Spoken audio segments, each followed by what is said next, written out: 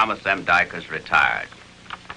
The story you're about to see is the reenactment of a special mission assigned to the USS Seahorse. At this point in the war, she was a veteran submarine with a record of 19 enemy ships under her belt. However, she had never had an assignment like this one. All of her crew knew what the mission was, but only her captain, Commander Harry H. Greer, Jr., knew why. On March 19, 1945, the USS Seahorse reported at Guam, which was now the advanced headquarters of the Pacific Fleet. She was fresh from an overhaul in the States and had all the latest devices. Vice Admiral Lockwood, Commander Submarine Force, came aboard to check their performance. I asked you to stay aboard for a few minutes because I wanted very much to talk to you about something in private. It's a pleasure, Harry. We'll just discuss the Seahorse another cup of coffee. Shoot. Oh, thank you. Well, sir, now that you've witnessed the tests of the new mine detector, what do you think of it? It's a good one. Very good. Isn't this the first one you've ever seen? No, there are others. Well, I guess I shouldn't be too surprised. I've never seen anything so hush-hush. The civilian scientists that were installing and testing for the past couple of months wouldn't even discuss it with me. And I'm just the captain of the ship. You had training with it at Pearl Harbor on your way out. Yes. That's the first time I really knew what the black box was for. That's the way I wanted it. If you knew the weeks and months I've spent on this gear and what it means, you'd appreciate the secrecy. I do, Admiral.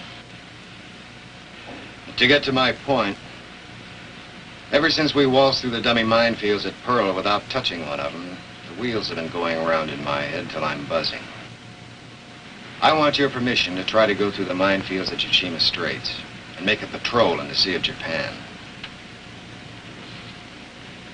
Not many men would make such a request, Harry. I'm really sorry I can't give you the green light. It's not that I don't think it's a good idea. It's just that I've been working on one that suits our purposes better. We call it Operation Barney. Have you got a chart of the Japan Sea handy? Yes, I have one right here.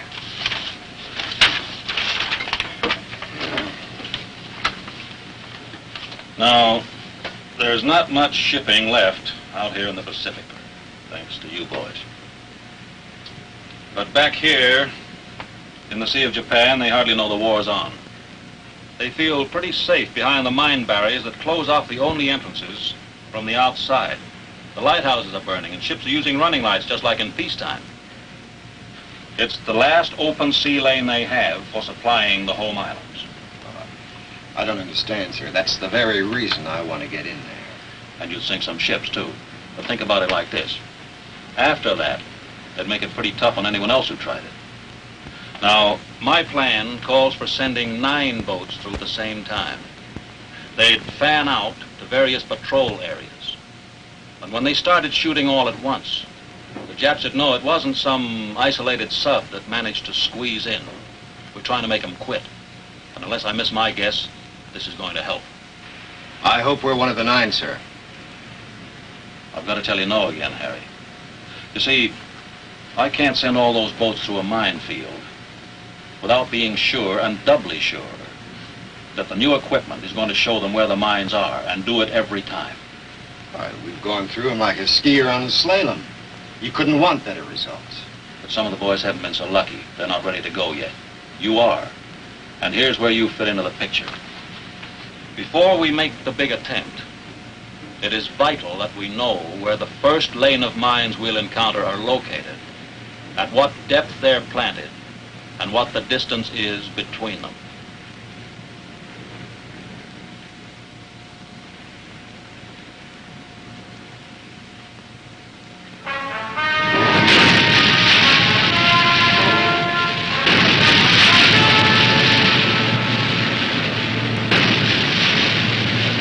Hello? Ask Mr. Wells to come on the bridge. Aye, aye, sir.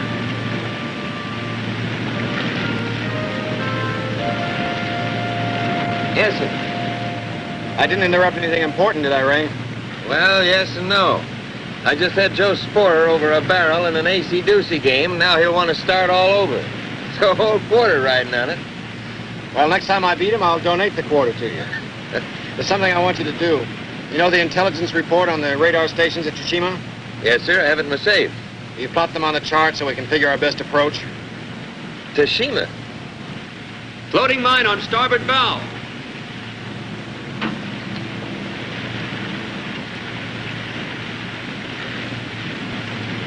We better sink it. 20-millimeter gun crew on deck. 20-millimeter gun crew on deck. All stop. Bring her right, slowly. All stop. Bring her right slowly.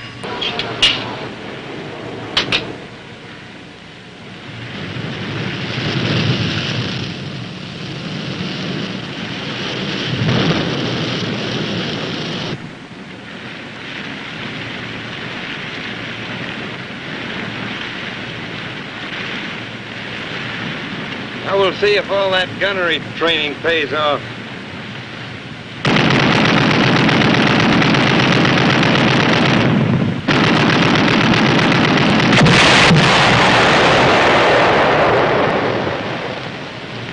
I guess I got a little too close to that one. Looks like about 300 yards. Just about. Let's let that be a lesson to us. How's that, Captain? Think what would have happened if we'd nudged it with our bow. The Seahorse continued on her course towards the minefield of Tsushima. As they approached the area, it became necessary to run submerged in daytime to avoid detection.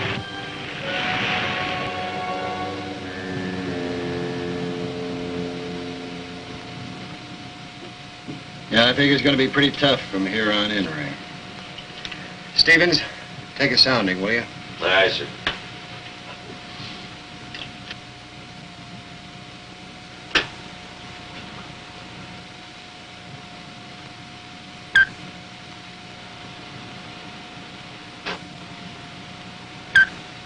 "98 fathoms. Bottom's shoaling up fast.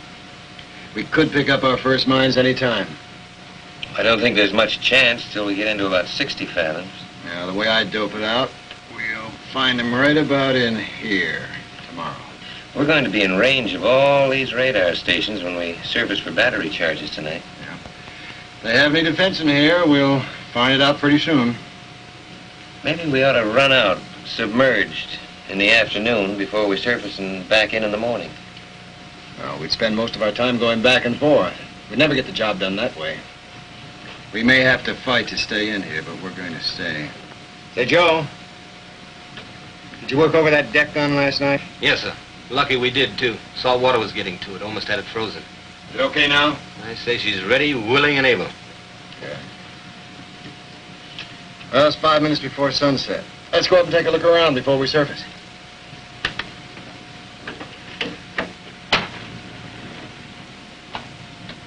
I know you just had a look, but I'm one of those guys that always presses an elevator button no matter how many people are around. I'll just take a look for myself.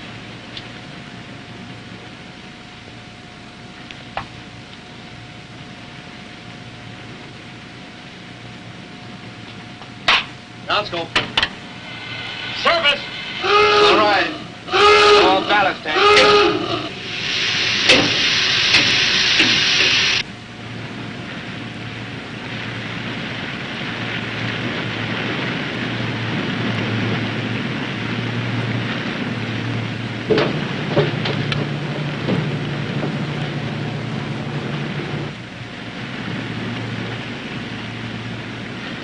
All clear to port. Very well.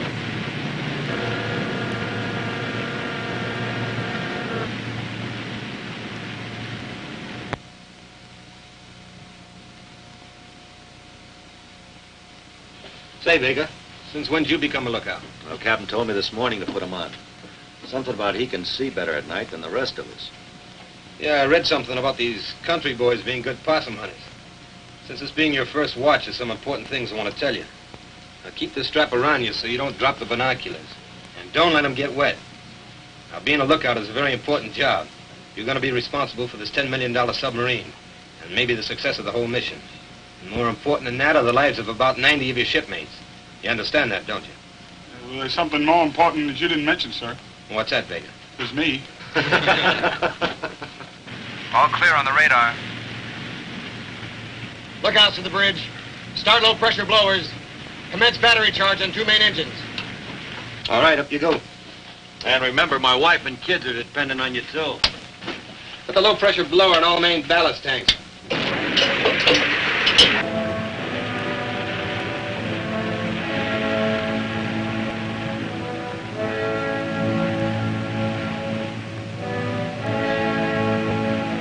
This was a well-guarded area. Enemy radar had soon detected the Seahorse, and news of her presence was transmitted immediately. Air patrols headed in her direction. Airplane on the radar. He's coming in. Clear the bridge! Clear the bridge! Dive! Dive!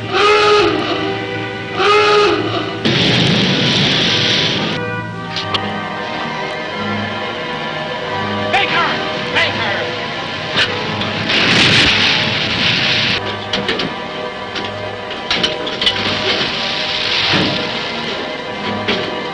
Emergency! 300 feet!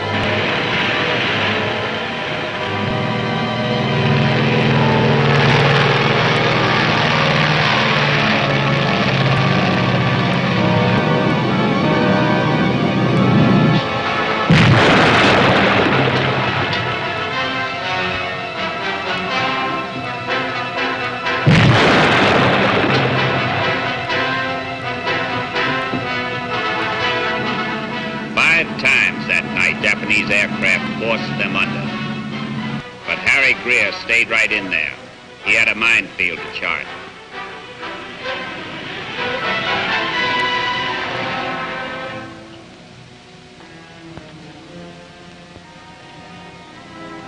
Bearing on Setsusaki, marked. 049. Downscope.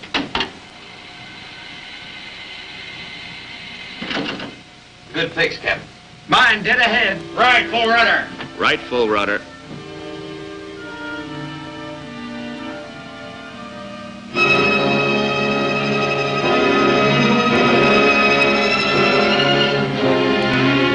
Steady on your course. Steady, course 050.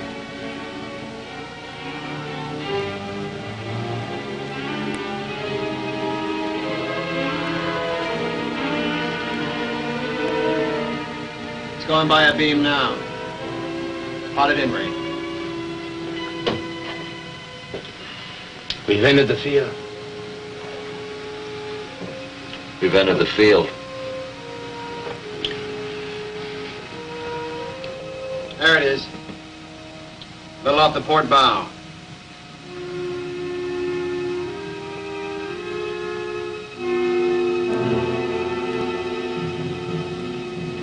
We're running parallel to a line of mines. Can you give me another fix, Captain? Right.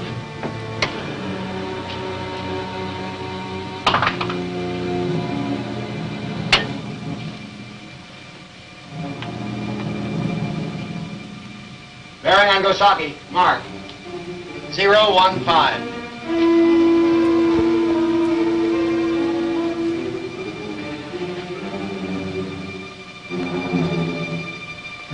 Uh-oh. Trouble.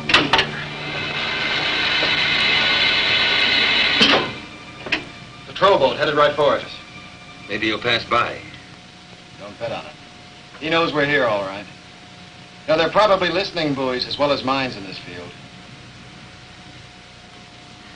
Well, that does it. Really spills the beans. How do you mean? But won't this wise them up to our whole plan? Not necessarily. They'll probably figure that some dope stumbled into their minefield by mistake. Anyway, he's not going to stop us now. Take stations for gun action. Take stations for gun action. Service.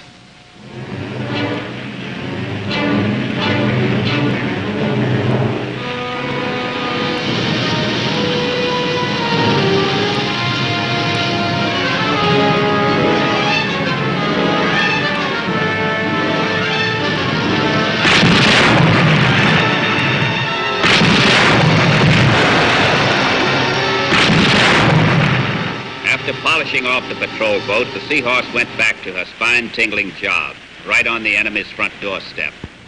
For days they kept at it until they had a comprehensive plot of the first line of mines.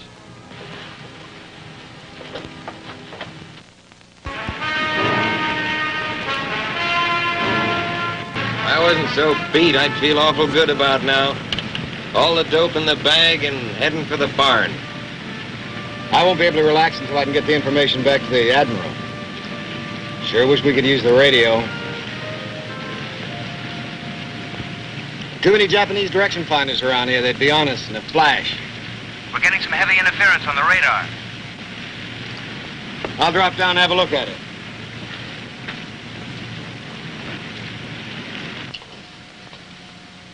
It's coming from back aft somewhere. Whatever radar it is, it works on the same frequency ours does. Could be the Crevalle. She's on some sort of special mission up this way. Keep an eye on it.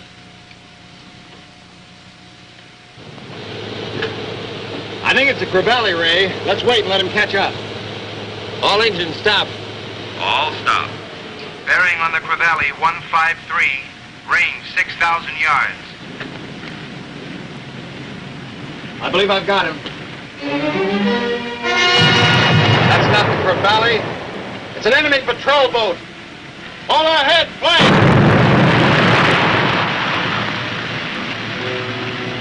I'm a stupid ass. What's the range doing? It's commencing to open. 6-1, double O. We're outrunning them.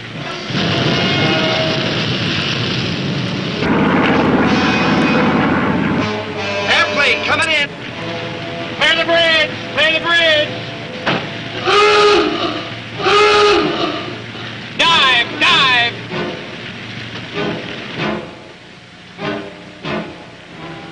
We're at 300 feet, Captain. The ship is rigged for depth charge and silent running.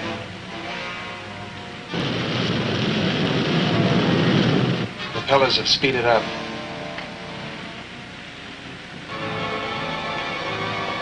He shifted to short scale pinging.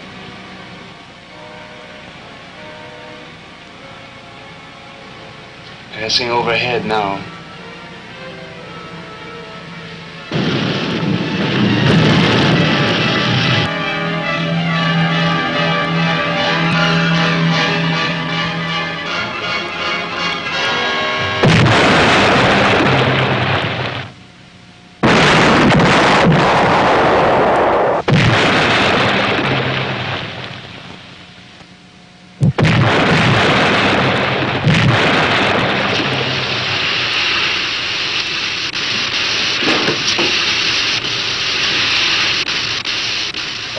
Gauges are broken. I think we're on the bottom. There's a bad leak in the radio room. Repair party to the radio room. Repair party to radio room. Where is he now? I don't know, Captain. This gear's gone dead.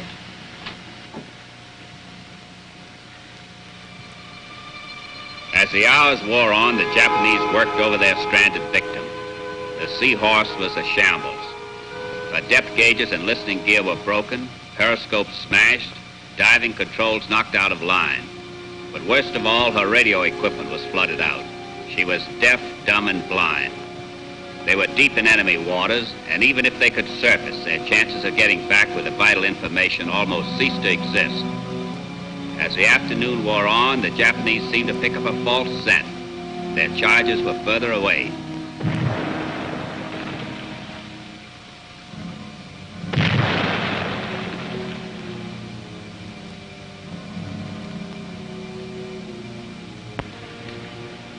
Ray, you come up here a minute?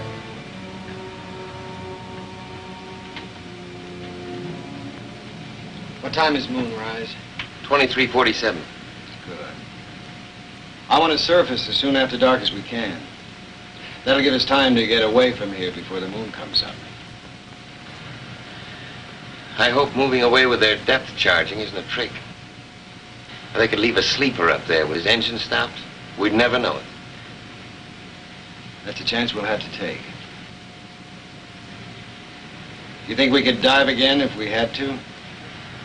Not without some repairs. Can't even move the bow planes. As a matter of fact, Captain, we don't know whether the engines will run.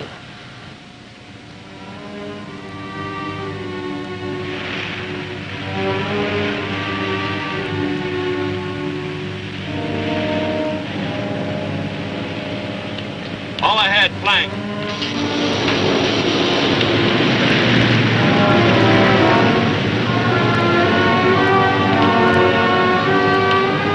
Thank God.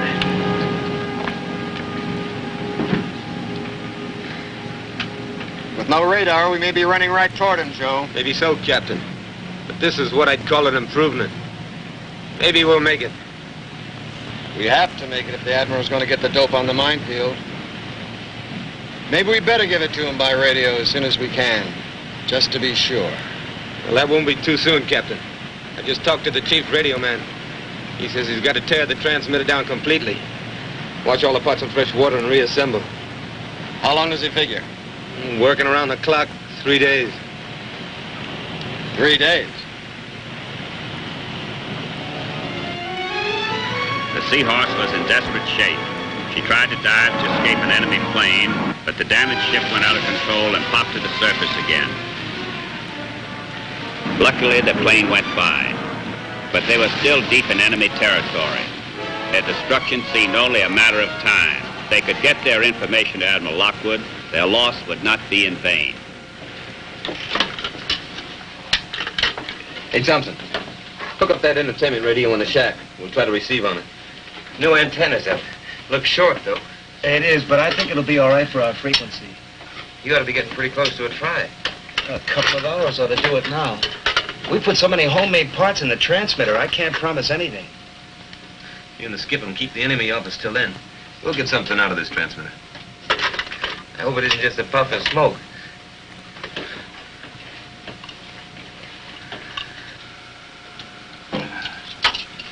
I'm ready to try it now. Go ahead. Light off your transmitter.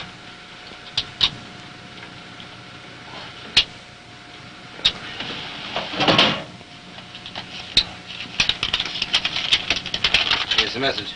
I hope this tub of gremlins holds together.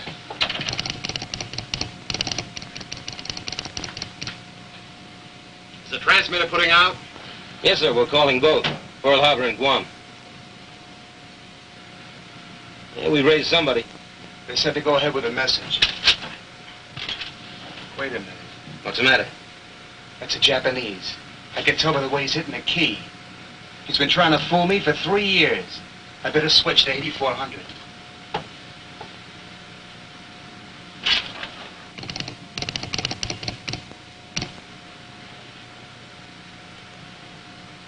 It's Pearl Harbor. They hear us loud and clear.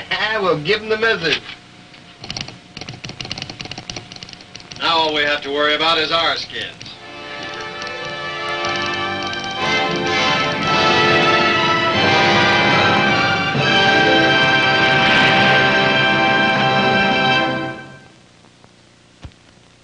I'll be back in a moment with our special guest. The skipper of the Seahorse, Commander Harry H. Greer, is with us. But now he is Captain Greer, United States Navy. Harry, this patrol of the Seahorse is certainly a fine example of courage and tenacity. You didn't allow the enemy's best efforts to chase you out until you had the information the Admiral sent you for. Thank you. It was my first patrol as commanding officer of the Seahorse, and I was fortunate to inherit one of the finest ship's companies that was ever gathered together. They could do anything. It must be a strange feeling to go cavorting about in a minefield. Well, of course it is. Things like this always look dangerous, or even foolhardy from a distance. But we had good detection equipment, we were well trained in its use, and we had the confidence that goes with knowledge. Your survey of the Tsushima minefields was a great contribution to the success of Operation Barney. We are honored to have had you here. Thank you, Tommy. Please sit in with us again when the silent service brings you another true submarine story. Take her down as often lie through the deep blue underneath the ocean. We'll control the oceans wide from down, down underneath the sea. Faith and force will pass the word in the future yet to be. That we're safe as long as there's a submarine underneath the sea. So rig for time and take down underneath the ocean.